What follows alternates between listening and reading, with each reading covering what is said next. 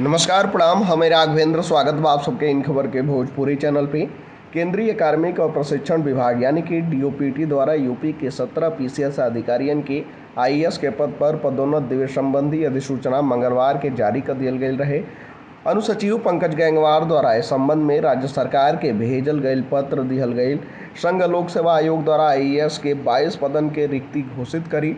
नियुक्ति विभाग द्वारा पदोन्नत देवे खातिर एक आधार पर विभागीय पदोन्नत कमेटी यानी कि डीपीसी की बैठक में प्रस्ताव रखल गई, लेकिन 5 पीसीएस अफसरन के पदोन्नत देले पर सहमति ना बन पावल।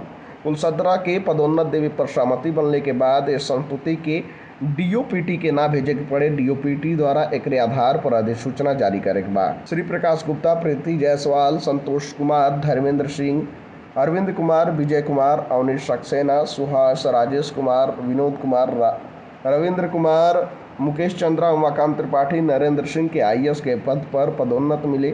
डीओपीटी के अधिसूचना के आधार पर नियुक्ति विभाग भी आदेश जारी करी। एक बाद पीसीएस के आईएएस बनावे वाला अधिकारियों के तैनाती देने का प्रक्रिया शुरू हो गई बाटे। फिलहाल ये जानकारी में इतना ही। देश दुनिया से जुड़ल तमाम खबर देखे खातिर आप सब जुड़ल इन खबर भोजपुरी के साथ। धन्यवाद।